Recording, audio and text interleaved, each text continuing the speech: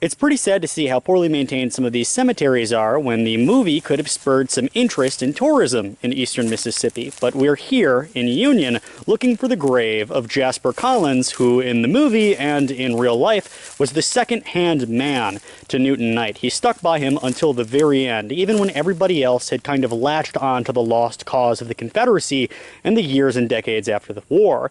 And Jasper Collins' story begins in earnest in October 1862 at the Confederate defeat at Corinth, Mississippi. Confederate officers began to place their men on starvation rations while they themselves ate lavishly. And, of course, the Home Guard units ran amok through the county, harassing families and loved ones of the men who had defected. Meanwhile, Jasper Collins kind of assessed his situation and said that he came from a huge family of pretty well-to-do, or at least respected, Unionists in the county, and he noticed that his friend, Newt Knight, had run off months earlier to start this rebel band. So Jasper Collins simply defected and went over to Newt and Knight. And it wasn't just their defeat. It was the starvation rations, and most importantly for Jasper Collins, it was the 20 Negro law. And this law said that if you had 20 or more slaves, you didn't have to fight in the war. You could just go home and take care of them. Now, of course, he said, that turns it from just a war to a rich man's war and a poor man's fight. And like many other men, he joined forces with Newt Knight, but like one of few, he stayed with Newt Knight until his dying days in 1913 when he was 85 years old, and he even went as far as naming his son Ulysses Sherman Collins.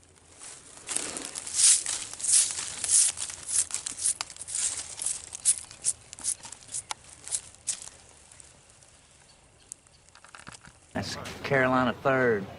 Bunch of them headed home. 20 Negro law. If you own 20 Negroes, you get to go home. Since when? First, I guess. New Conscription Act. One man's fight and a rich man's war. Yeah.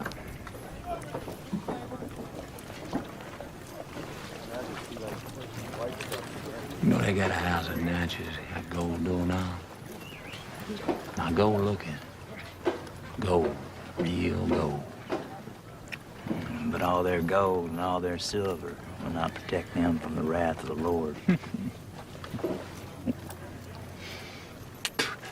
You so smart, Jasper, how come you still here, huh?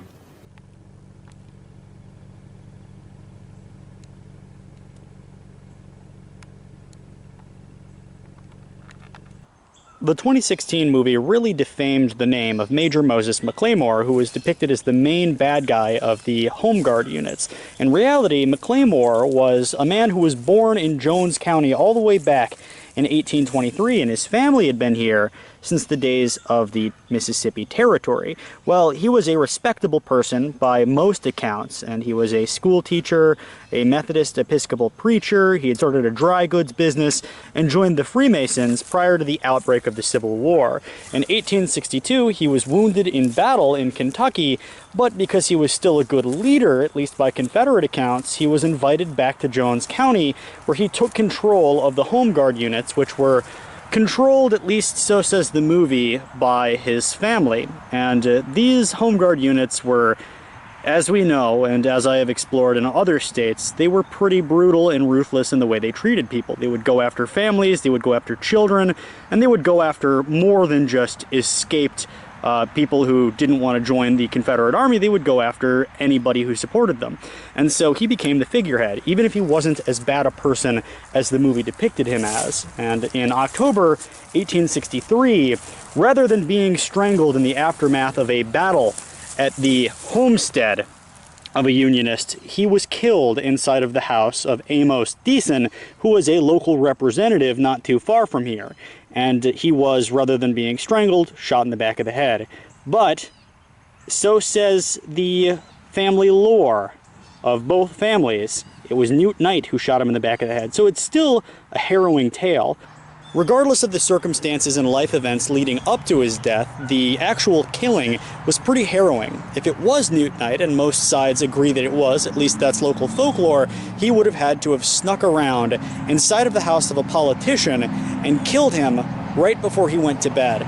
So, a fascinating story And his grave, since it was last photographed on Find a Grave, has fallen over. I'll see if I can't clean it up a little bit. And you can see here he was a Freemason. It says Major Amos McLemore of the 27th Regiment, Missouri Volunteer, Confederate States Army, born August 23rd, 1823, assassinated while in the discharge of his duties as a soldier. He was a bright man, and I can't make out the bottom, a devoted Confederate soldier, I believe.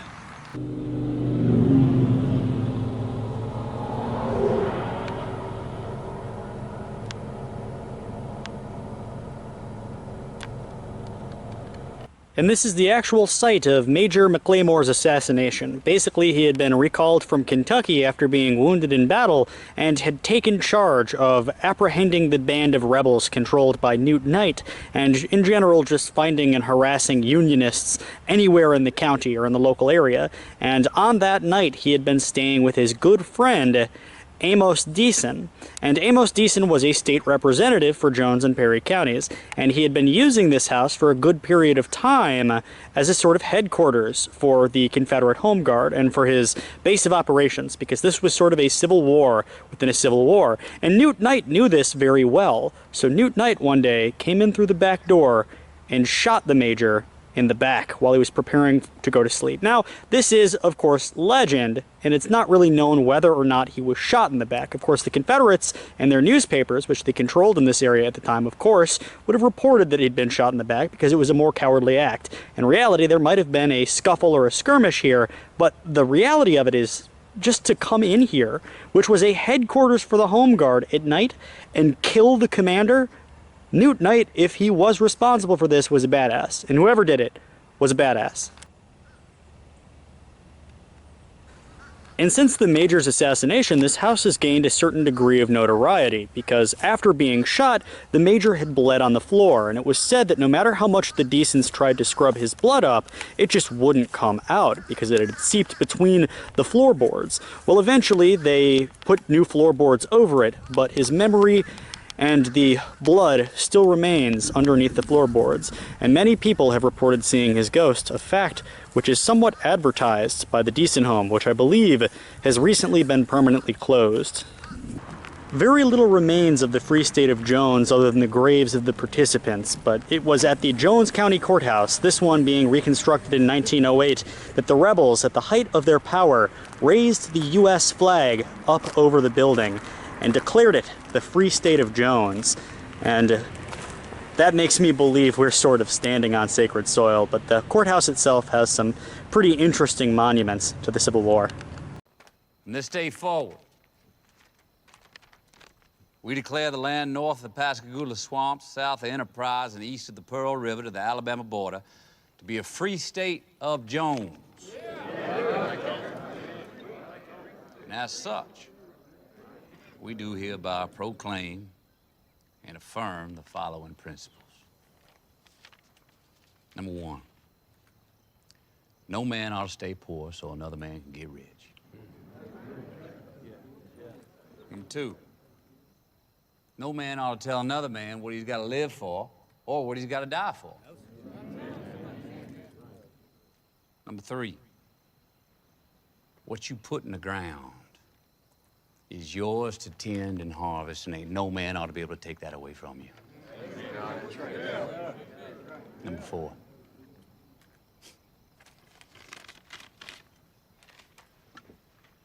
every man's a man. You can walk on two legs.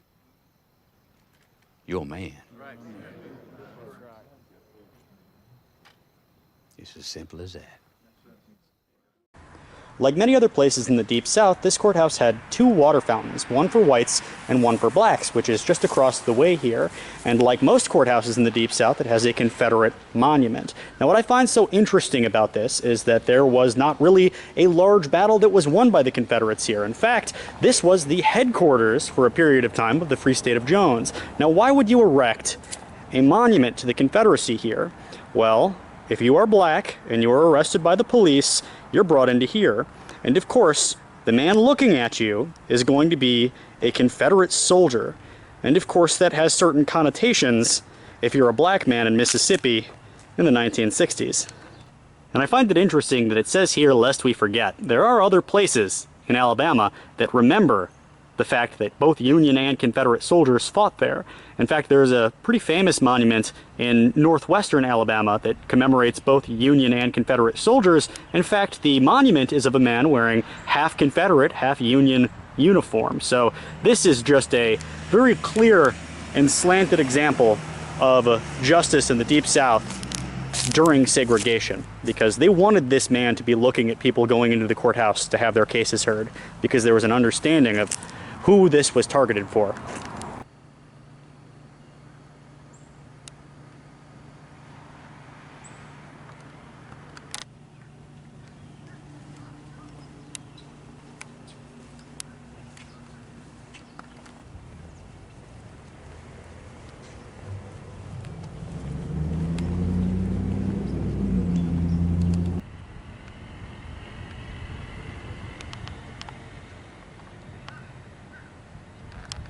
Here we have the graves of a couple of Newton Knight's family members, most notably Serena Knight, and it was Serena, Newton's first wife, that forms the most morally ambiguous part of Newton Knight's story, which isn't depicted in the movie. Now, the movie actually does a pretty good job at depicting him as a very morally vague character. He's not the hero, he's not a white savior, but they don't really talk about Serena Knight. Now, Serena, after the war, continued to live on Newton's homestead for decades, while Newton took a wife out of a slave woman named Rachel. Now, Newton would later actually be buried right next to Rachel, which was in violation of Mississippi's laws, but he kept Serena on the homestead, and it seems they might have had a bit of a polyamorous relationship.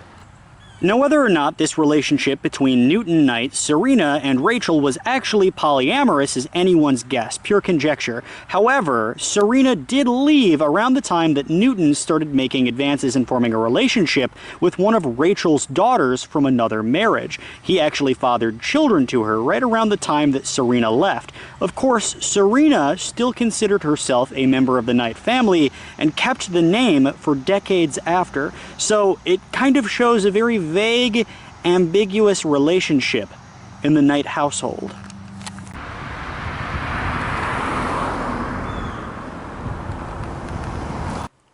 Historians may never know the full extent of the Jones County Rebellion, how big it was, how many people were taken by it, and the actual genealogy of Newton Knight is up for a little bit of debate. And one of these things that I found is the fact that his brother, a man named Benjamin Franklin Knight, was executed by Confederate authorities. It seems to be that after the Revolution reached a fever pitch, they took in his brother, and upon failing to find Newton, they executed Benjamin Franklin Knight, and he was buried under a Confederate marker here in the Mount Olive Cemetery in Laurel, Mississippi, but I can't find his grave, and it may have actually been removed after the movie came out, because he's actually marked about 30 minutes south of here in another cemetery belonging to the Knight family, not the one where Newt is buried, as someone who was wrongly executed by the Confederacy. And for his grave here to have marked him as a Confederate veteran, I think is an injustice to history and to the Knight family name. We're here on land that used to be owned by Captain Newton Knight. After the revolt in Jones County, he was forced to retreat to his homestead with his ex-wife and his new lover, Rachel, who was technically illegal to be in a relationship with. However, he flaunted his relationship with Rachel and had several children with her, and actually kept his old wife, or rather, she decided to live on the same property. And we'll visit her grave later, and there was a little bit of family drama which caused her to leave, and most of that drama is purely conjecture. But very sadly, the Knight family and the owners of the property currently have not opened it up for the public, except for very limited tours. Now, I paid for one of those tours, but because of the Air Force Reserves, I wasn't really able to make it. Another man buried here has a very fascinating story that I'll need to do more research about. The son of Newton and Rachel Knight, John Stuart Knight, was hacked to death by locals on November 29th, 1920, who were looking for some kind of treasure, and it's never revealed, and I'm assuming that it's the beginning of the Great Depression, and there's these rumors spreading about the lost treasure of Captain Newt, and they killed his son. He was 52 years old. And this is the grave of Rachel Knight, buried right alongside Newton, and this was technically in violation of miscegenation laws, which were only repealed in 1967 here in Mississippi. And try as I might to locate the property owner of the Newt Knight Cemetery, I actually couldn't find him, so I'm going to visit the graves of some of his children who settled in the local area. This is the tombstone of Jeffrey Early Knight, the son of Captain Newt Knight, and like the graves of many African Americans, it's a very simple tombstone made of concrete.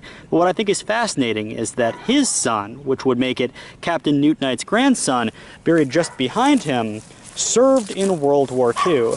And all of these men felt an immense degree of pride in their relative, Captain Newt Knight. Some of them actually have their genealogical ties to Captain Newt written on their grave. And some of Knight's descendants are still unmarked on Find-A-Grave, so I'm trying to upload a photo of Bertha Knight now, who is a distant relative of Captain Newt. I think it's important for the descendants to do this. So if you're ever in a cemetery and you see a grave that isn't marked on Find-A-Grave, it's very easy to search. I really encourage you to upload your own photos as well. And this is Davis Knight, the great-great-grandson of Captain Newt Knight. His story is shown very well in the movie Free State of Jones, and the genealogy here goes, Davis Knight, who was a World War II veteran, was the son of Otho Knight, who is buried right over here. And Otho Knight is kind of known for being some sort of a musician. I've seen newspaper clippings of him surrounded by a couple of women with some musical instruments, and Otho looks very noticeably African American. And Otho Knight's father is buried right next to him. His mother, Martha Ann Eliza Jane, the wife of J.E. Knight. And here is the grave of J.E. Knight.